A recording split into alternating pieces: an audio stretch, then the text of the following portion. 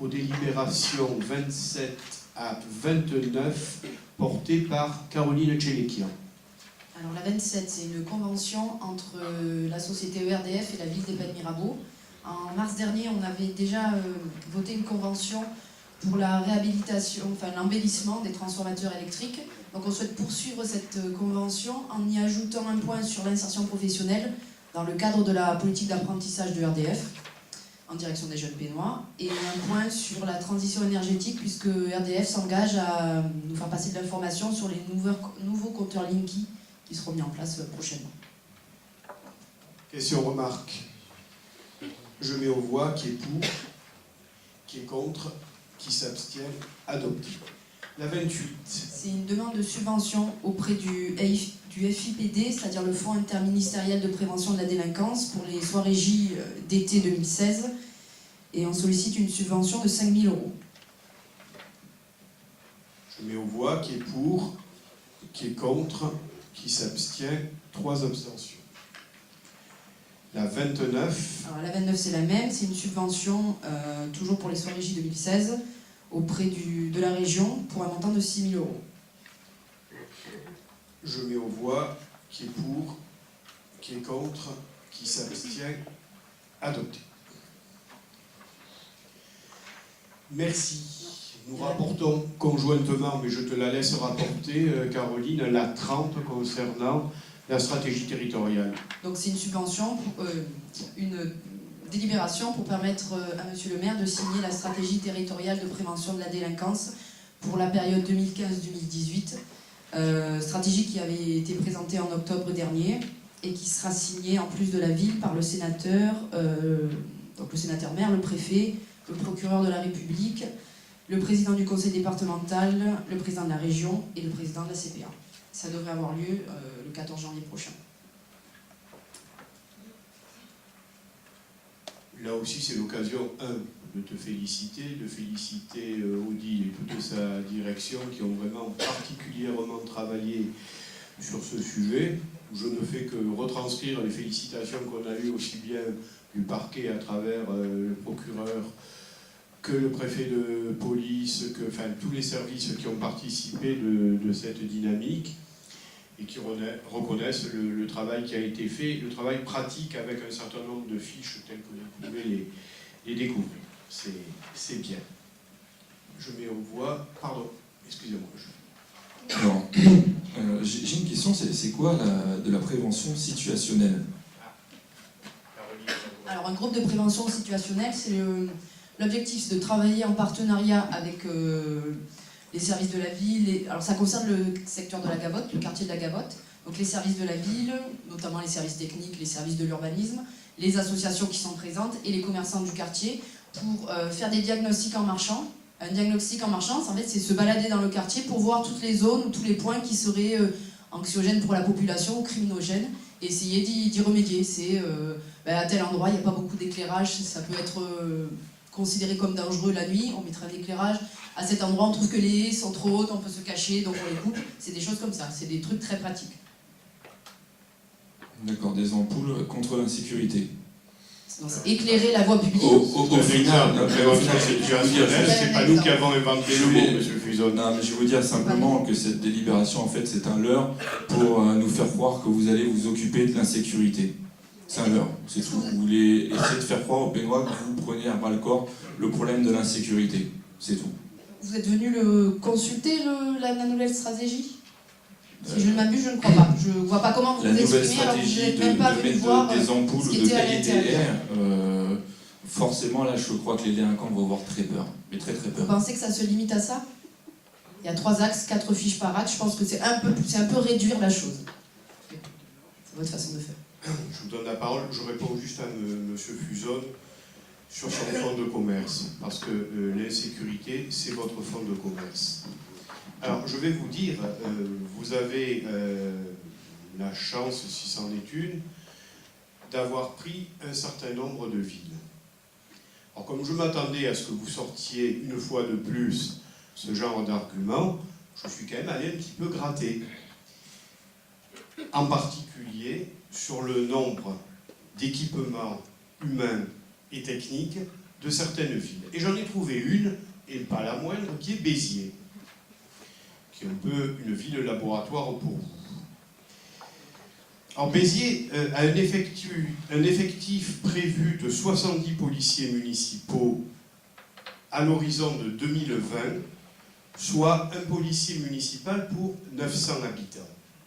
Et ces chiffres, vous pouvez les noter, je les ai vérifiés. Au Pen, aujourd'hui, nous avons un policier municipal pour 600 habitants. Je ne parle pas d'autres villes, j'ai pris volontiers une ville tenue par votre sensibilité politique.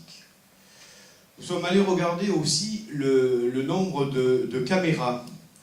Alors aujourd'hui, nous avons 130 caméras, c'est-à-dire 4 fois plus que ce que peut en avoir Béziers. Et là, c'est en valeur absolue.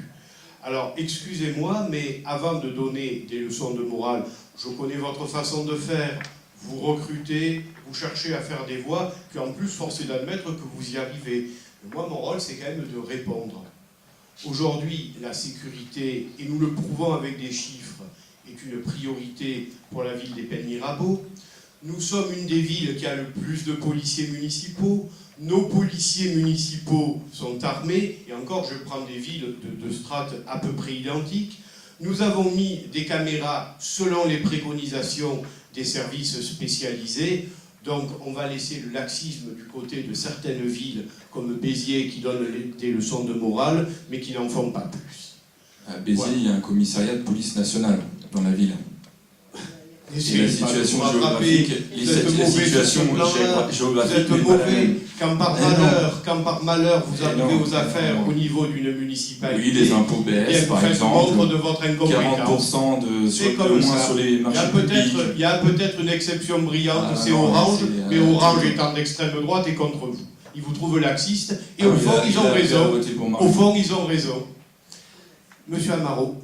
Et en ce qui concerne les caméras, il faudrait qu'elles marchent parce que il y a des personnes qui ont été cambriolées, les cambrioleurs passent devant les caméras et on ne peut pas les identifier, il n'y a rien à faire. Ah Donc, ben, excusez-moi. on s'est retrouvé à avoir des habitants des Pennes qui se sont payés eux-mêmes des caméras pour les mettre dans la rue. Soyez pas ridicule, Je les caméras elles c'est marchent. c'est Si une le mec réalité. il a une cagoule sur la tête, comment voulez-vous qu'on le reconnaisse? C'est une réalité. Vous êtes ridicule de mettre des arguments comme ça en avant. Les caméras elles marchent, je suis allé moi-même Ils les n'ont pas vérifier pu au CSU. visionner, ils n'ont pas pu Mais bien visionner. évidemment, Ils allez, n'ont pas ça pu suffit. visionner. Et Maintenant, du coup, la les mauvaise habitants foi, ont maintenant acheté j'en des ai ras le caméras. bol. J'en ai ras le bol. Les habitants ont acheté des caméras. L'insécurité est votre spécialité, seulement vous la pratiquez mal. Vous voyez, je m'attendais à votre réflexion ce soir avec cette délibération. Vous dites c'est de la poudre aux yeux, mais vous le dites aussi au service de l'État. Vous ambitionnez de prendre les manettes au niveau de l'État. Ben, on verra si vous y arrivez. Ce serait véritablement dramatique pour notre pays.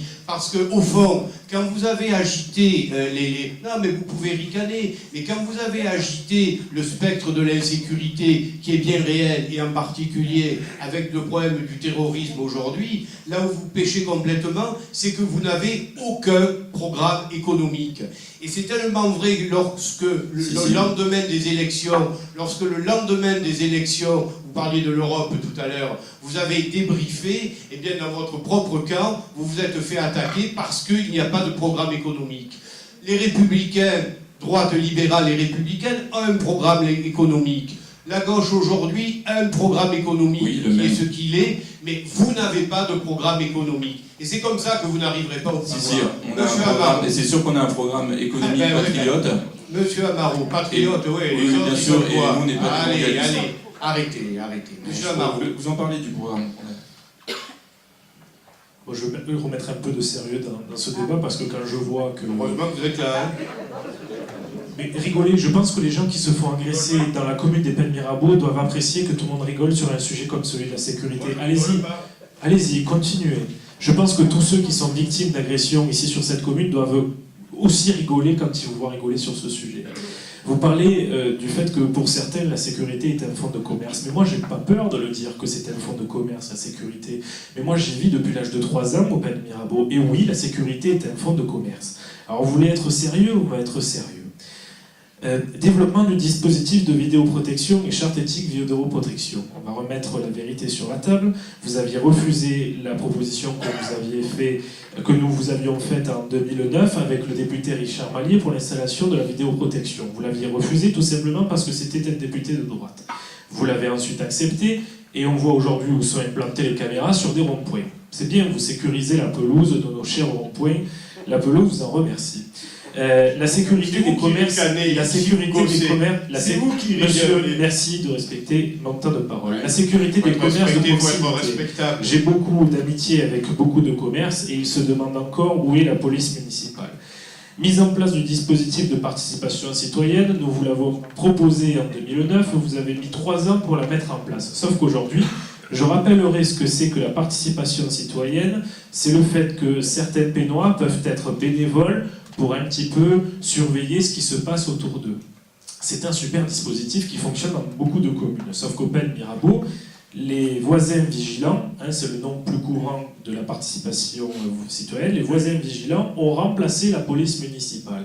Parce que oui, vous pouvez vous targuer d'avoir un nombre de policiers municipaux sur la commune, sauf qu'il y en a plein qui ont demandé leur mutation. Il y en a qui s'en vont à Marignane, d'autres qui s'en vont dans d'autres villes, parce que l'esprit de travail au sein de la commune des Pennes Mirabeau est indescriptible. Bon, c'est un autre point.